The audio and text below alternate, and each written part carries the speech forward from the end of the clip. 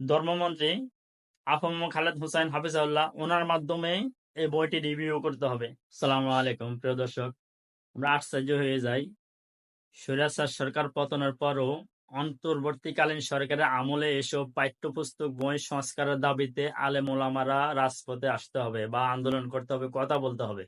কেন? 95% মুসলমানের দেশ বাংলাদেশ, সে মুসলমানের দেশে বর্তমানে এই অন্তর্বর্তীকালীন সরকারের অধীনে এসেও পাঠ্যপুস্তক সংস্কারের দাবি নিয়ে কেন কথা বলতে হবে? তারা যে পাঠ্যপুস্তক সংস্কারের কাজ করার জন্য 10 জনের একটি কমিটি গঠন করেছিল, ওই কমিটির ভিতরে 2 জন ব্যক্তি ছিল, একজন ছিল শাহবাগী এবং কি একজন ছিল সমকামিতার পক্ষে। তখন কিন্তু তারা আবার এই কমিটি বাতিল করে দিয়েছে। এই কমিটি বাতিল করে দিয়ে আবার নতুন করে আরেকটি কমিটি গঠন করা হয়েছে 40 জন বিশিষ্ট। ঠিক আছে, ওই 40 জন বিশিষ্ট কমিটির ভিতরে 3 জন ব্যক্তিকে দায়িত্ব দেওয়া হয়েছে পাঠ্যপুস্তক সংস্কারের কাজ করার জন্য। ওই 3 জন ব্যক্তির ভিতরে একজন হলো বর্তমানে যাকে নিয়ে আন্দোলন করা হচ্ছে, আবু সাইদ খান। সে একজন মুসলমান, তার মুখে দাঁড়িয়ে আছে। তো ওই 95% মুসলমানের দেশে সে একজন মুসলমান হয়ে পাঠ্যপুস্তক বইয়ের মাধ্যমে কিভাবে নবীকে অবমাননা করে কথা বলতে পারে, হাদিস বিরোধী কথা বলতে পারে, হাদিস অস্বীকার করতেছে এই পাঠ্যপুস্তক বইয়ের মাধ্যমে।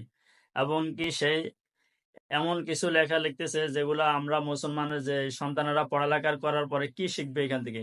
ইসলাম বিদেশি কথাবার্তা শিখবে সে। এবং কি এর কয়েকটা পাতা পরেই আপনি দেখেন সে লিখতেছে শেখ হাসিনার পক্ষ নিয়ে কথা বলতেছে।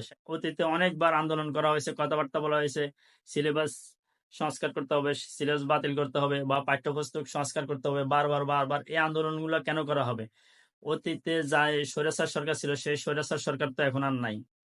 যারা এই সংস্কারের কাজগুলো করছে তাহলে তাদের ভিতরে ভয় কিসের? তাদের ভিতরে অবশ্য ভয় আসছে। তারা এখনো ওই সেই স্বৈরাচার সরকারের কাজগুলাই করে যেতেছে, সেই লাল কুত্তাদের দাসত্ব করে যাইতেছে।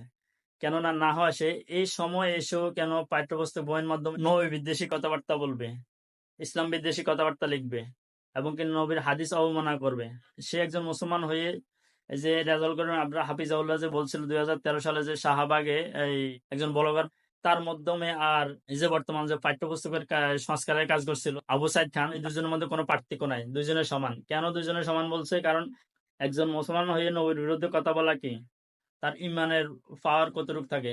বা সে এই যে লেখাগুলা লিখলো, এই লেখাগুলা তো কিন্তু মুসলমানের সন্তানেরাই শিখবে, পড়বে। তাহলে এখান থেকে কি মেসেজ পাবে মুসলমান সন্তানরা?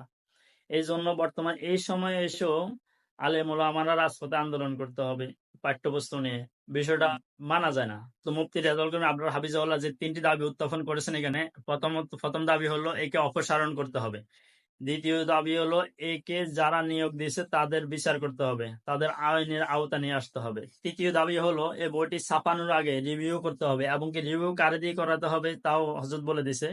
বাংলাদেশের বর্তমান যে ধর্মমন্ত্রী আফম খালেদ হোসাইন হাফিজাউল্লাহ ওনার মাধ্যমে এই বইটি রিভিউ করতে হবে।